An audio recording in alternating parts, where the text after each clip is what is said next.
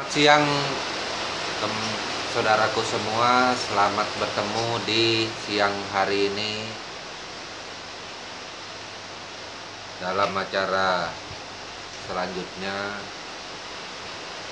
yaitu dengan channelnya Empu Glol. Nah, jadi pada hari ini saya akan coba menjelaskan permintaan request dari saudaraku semua yang ada. Di antara request itu yaitu ada yang bertanya tentang mandau dan lain-lainnya. Nah, tapi tidak semua request ini bisa saya jelaskan dan bisa saya jawab, karena harus dipilih yang benar-benar dan sesuatu yang diangkat di dalam konten ini tentunya tidak mendatangkan permasalahan pribadi terhadap diri saya dengan orang-orang lainnya di luar sana. Nah, karena saya Empu Glol juga berharap apa yang dapat saya sampaikan dan jelaskan ini tentunya sebagai ilmu saja, tidak lebih, dan sekiranya bisa bermanfaat atau berguna bagi semua saudaraku yang ada, seperti itu. Nah, jadi apabila ada penjelasan itu yang jadi masalah, maka itu tidak saya bahas di dalam channel saya ini. Saya mohon maaf, kemarin ada teman-teman bertanya masalah Bu Glol. Mungkin ada beberapa orang di channel saya bertanya, Bu Glol tolong dong, saya request tolong ceritakan masalah Parangmaya seperti apa. Saya mohon maaf, saya tidak mau bercerita masalah Parangmaya. Nah, karena saya anggap untuk bercerita ini kayaknya sangat rentan sekali dan kemungkinan akan terjadi kontroversi yang kurang bagus lagi. Nah, seperti konten-konten yang terdahulu, ada salah satu konten yang menjadi kontroversi juga. Nah, jadi makanya itu saya mohon maaf tidak bisa menjelaskannya, walaupun saya cukup tahu dan mengerti seperti apa. Seperti itu. Nah, jadi untuk menjawab pertanyaan atau mengulas pertanyaan saudaraku yang bertanya tentang masalah mandau, pertanyaannya yaitu, Bang, sebenarnya Cilau itu apa sih tujuannya? Kenapa harus ada di sarung mandau tepilan? Kalau bahasa Benua bilang kan cilau. Jadi kalau dalam bahasa Jawa itu sambar lilin. Nah, seperti apakah bentuk cilau itu, Bang? Jadi cilau itu seperti ini cilau namanya. Ini cilau. Sayap jenis golongan termasuk kumbang-kumbangan. Kalau di Jawa menyebutnya itu sambar lilin. Seperti itu, sambar lilin. Kalau di kami Dayak Benua cilau. Kenapa cilau itu harus ada di sini? Kenapa? Jujur, kalau teman-teman bertanya kenapa cilau itu harus ada di sini, saya juga tidak tahu menjawabnya. Kenapa Cilau itu harus ada di sini? Karena dari zaman dulu Mandau Tempilan orang benua itu Cilau ini memang ditaruh di sini. Nah itu. Jadi pertanyaan yang sebenarnya sulit dan saya Empu Glol juga tidak bisa menjawabnya mengapa Cilau itu harus di sini. Mungkin ada teman lain yang bisa membantu kenapa atau mempunyai referensi. Kalau saya dari dulu tidak ada istilah namanya referensi. Saya tidak mau referensi kira-kira atau cuman pendapat, saya tidak mau. Kalau itu tidak ada kebenaran, kalau bisa itu akurat, baru saya sampaikan. Kalau enggak, saya enggak mau, karena saya mau bercerita tentang masalah seni dan budaya itu adalah cerita yang benar-benar real. Nah, jadi seperti itu. Kenapa Cilau itu harus ada di sini? Jawaban dari saya, Empu Glol, saya juga tidak tahu. Karena dari zaman dulu Cilau itu memang ditaruh di sini oleh orang-orang tua terdahulu. Seperti itu. Mereka juga tidak memberikan jawaban, tidak memberikan keterangan untuk kita para penerus selanjutnya. Jika seandainya kami membuat Cilau Mandau itu harus ditaruh di sini karena begini-begini, nggak ada. Yang saya ketahui cuma satu, kalau seumpamanya ada kelulut di sini, kelulut bunyi benua lemot, biasanya Mandau Tempilan itu sering ada kelulut di sininya, ditempel. Nah, jadi kelulut itu, apa guna kelulut itu? Kalau itu saya punya jawaban. Nah, karena kelulut ini zaman dulu kalau dia berkeringat, umpamanya ketiaknya gatal segala macam, kelulut ini diambil itu untuk mencabut bulu ketiak.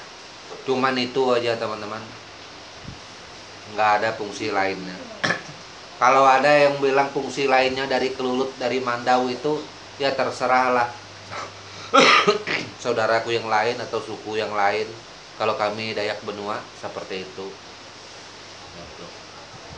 Dan saya juga menjelaskan masalah Mandau, saya tidak pernah berkata atau mengatakan bilang Dayak. Karena kalau bahasa Dayak itu terlalu luas sekali. Itu saya lebih bagus saya bilang jika Dayak Benua langsung. Nah, jadi supaya orang-orang mudah memahaminya.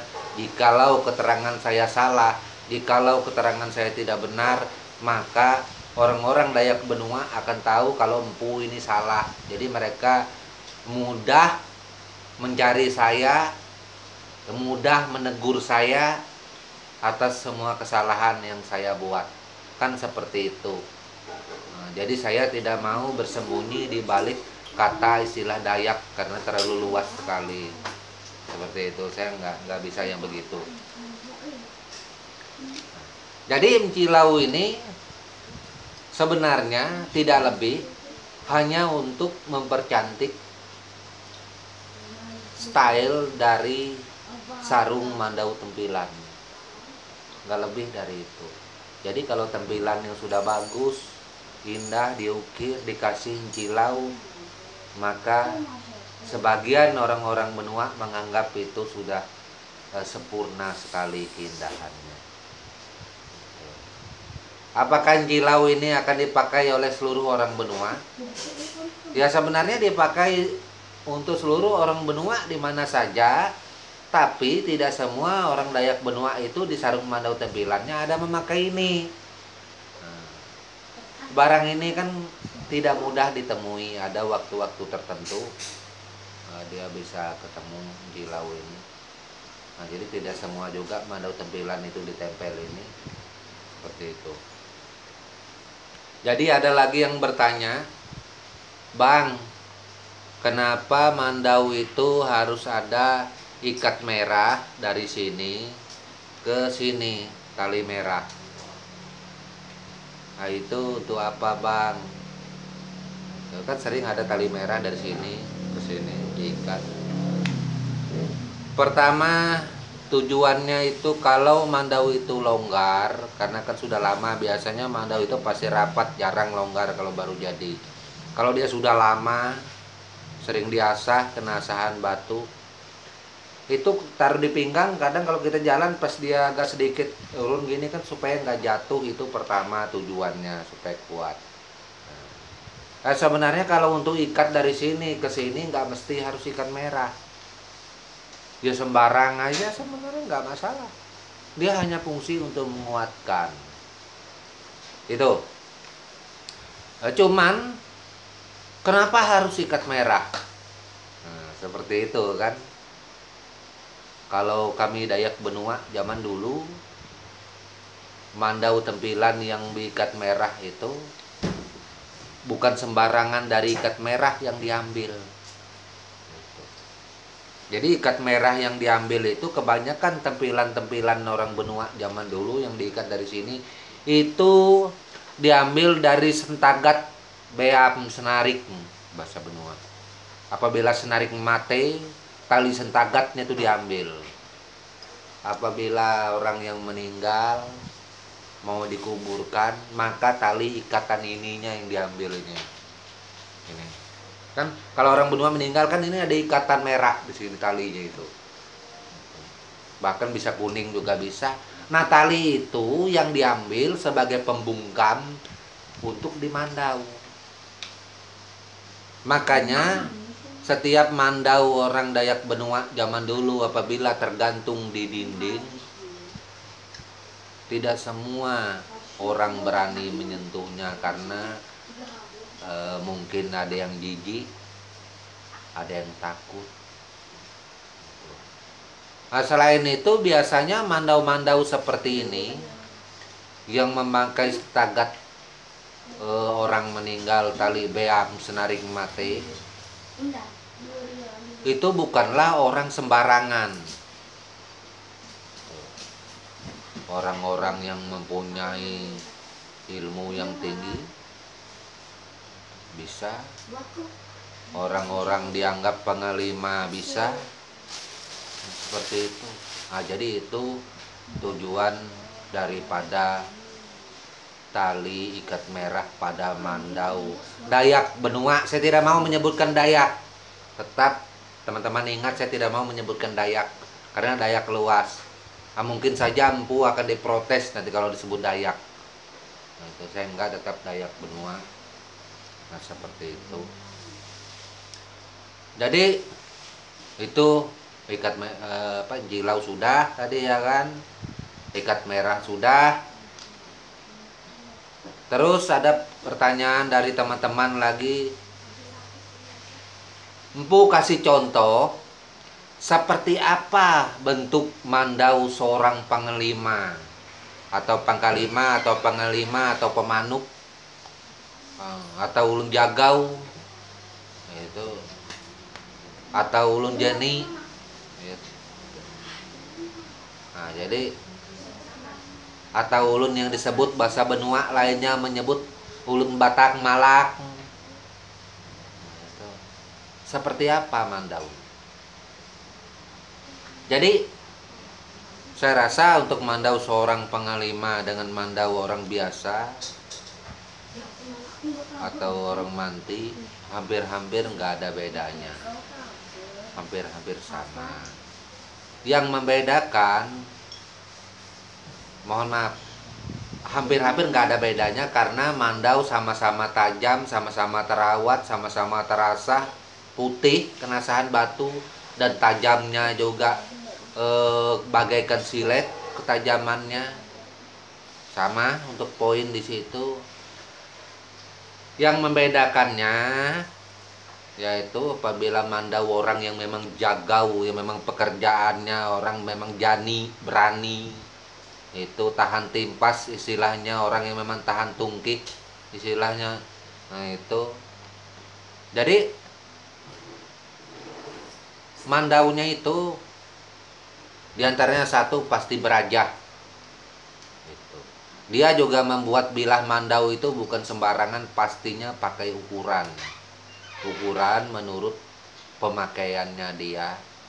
Entah seperti apa ukuran itu bermacam-macam. Nah, itu saya juga nggak perlu menjelaskan masalah ukuran. Karena apa? Karena Empu bukan seorang panglima. Saya adalah seorang pengukir biasa, sama seperti kawan-kawan suku Dayak yang lain. Selain beraja, mandau seorang panglima selain beraja, mandaunya juga tidak pernah ditaruh di sembarang tempat, apalagi sampai dilangkahi orang, tidak boleh. Itu secara pasti. Dan kebanyakan kalau mandau seorang panglima zaman dulu sekali, mohon maaf, bila mandau ini dengan gagang ini sudah tercabut, dia taruh di rumah, sudah tercabut, tidak di dalam sarungnya, tapi ini bilah kadang-kadang dibuat bambu khusus digantung. Kalau dia mau berangkat jauh, baru mandau itu diambil, dia buat ke sarungnya.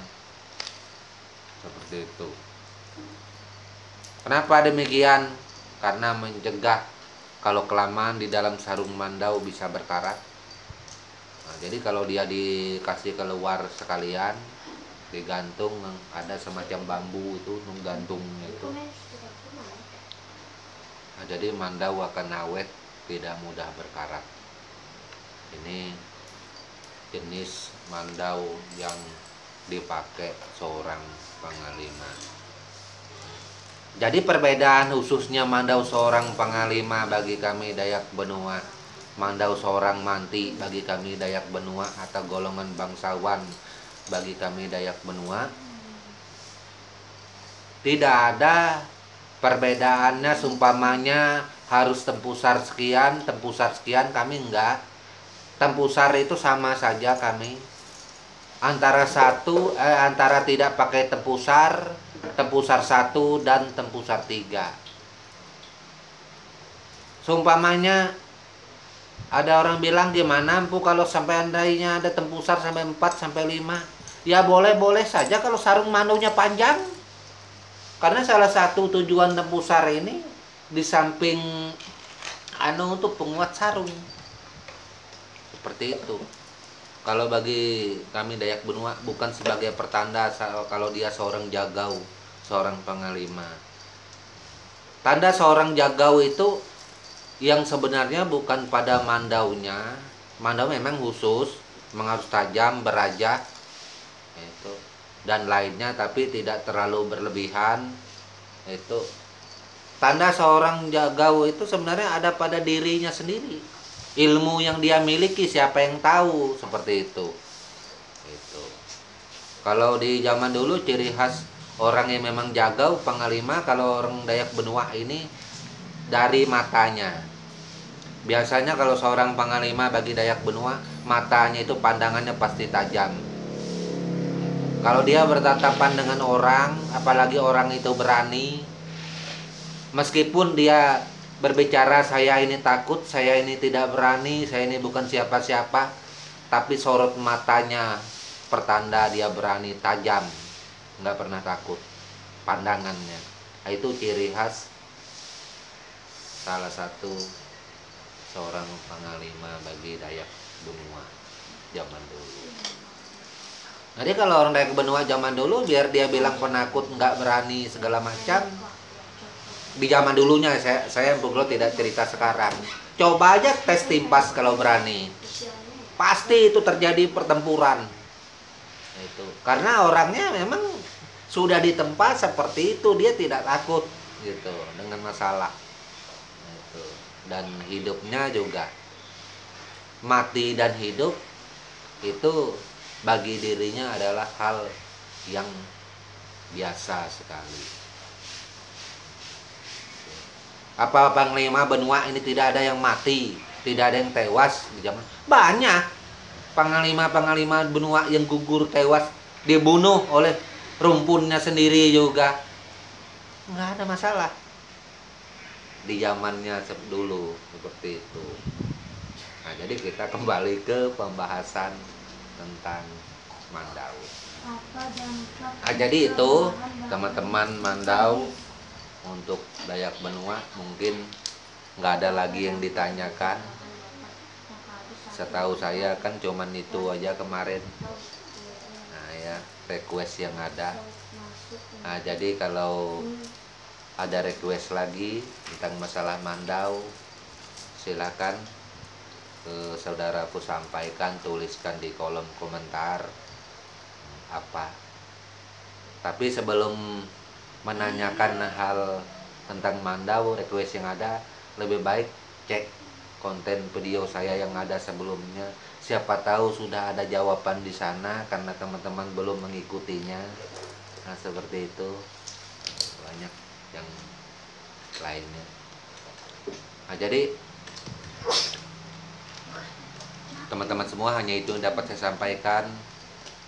Saya Empu Gelol mohon maaf kalau ada kata yang salah, dan saya juga tidak bermaksud apa-apa. Saya di sini menjelaskan apa yang menjadi request teman-temanku semua, dan saya juga tidak mau bersinggungan dengan kawan-kawan yang lain, saudaraku yang lain, senimannya yang lainnya. Bagi saya hanya mengangkat seni dan budaya serta bercerita masalah suku saya saja. Nah, tidak menyangkut yang lain.